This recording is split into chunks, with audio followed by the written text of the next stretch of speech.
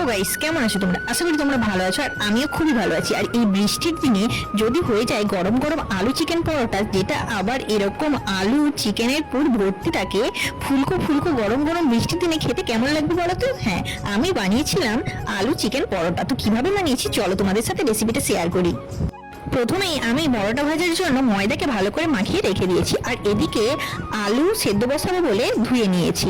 আর এখানে দেখো পেঁয়াজ আদা রসুন সবই কাটা হয়ে গেছে, আর এখানে ছিল 250 গ্রাম চিকেন।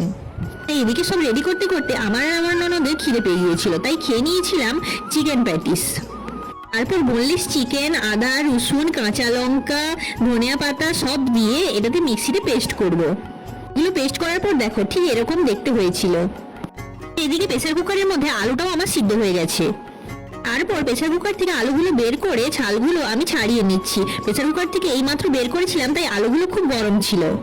সেদিকে সব কাজ কমপ্লিট করে এদিকে সেই পেস্ট করে রাখা চিকেন মশলা সব একসাথে জিরা গুঁড়া ধনা গুঁড়া লঙ্কা সব কিছু দিয়ে এটাতে কষিয়ে নিচ্ছি। হ্যাঁ, পেঁয়াজ কিন্তু আমি পেস্ট করার সময় দেইনি, আগে থেকে কড়াই তেলে নেড়ে তারপরে ওই পেস্ট করা মশলাগুলো দিয়ে চিকেনটাকে একটু কষিয়ে নিচ্ছি। মশলা কষানো এখন কমপ্লিট। তারপরে আলুগুলোকে খুব গরম বলে এই কড়াইয়ের মধ্যে এরকম করে ভালোভাবে মাখিয়ে নিচ্ছি। আর মাখানোর পর উপর থেকে আমি একটু জিরা গুঁড়ি ছড়িয়ে দিচ্ছি। জিরা গুঁড়িটা দিলে সেন্টটা খুব ভালো ওঠে আর খেতেও খুব ভালো লাগে। আর হ্যাঁ, লবণটা তোমরা তোমাদের পরিমাণ মতো দিয়ে দিও। তারপর একটা রুটি বেলে তার মধ্যে এই আলু মাখাটা সুন্দর করে দিয়ে দেবে। হ্যাঁ, বেশি দিও না, আবার ফেটে বেরিয়ে যাবে। আমি তো রুটি বেলায় ফেল করে গেলাম। তারপর আমার ননদ বসেছে রুটি বেলতে, কারণ আমি ঠিকঠাক রুটি বেলতে পারছিলাম না।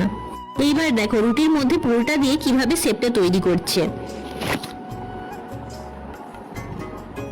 এইভাবে রুটির মধ্যে পুরটা দিয়ে আবার হালকা হাতে বেলতে হবে। হ্যাঁ, বেশি চাপ দিও না, তাহলে আবার বেরিয়ে যেতে পারে।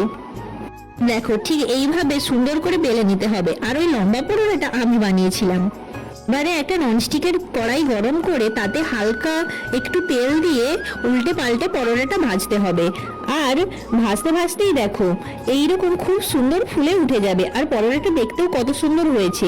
এই বৃষ্টির দিনে তোমাদের এরকম গরম গরম চিকেন আলুর পরোটা খেতে কেমন লাগে কমেন্ট করে জানিও। কত সুন্দর ফুলে উঠেছে দেখো, পরোটাটা খুব সুন্দর হয়েছে আর খেতেও সত্যি অসাধারণ হয়েছিল। আজকের মতো এতটাই, টাটা সবাইকে।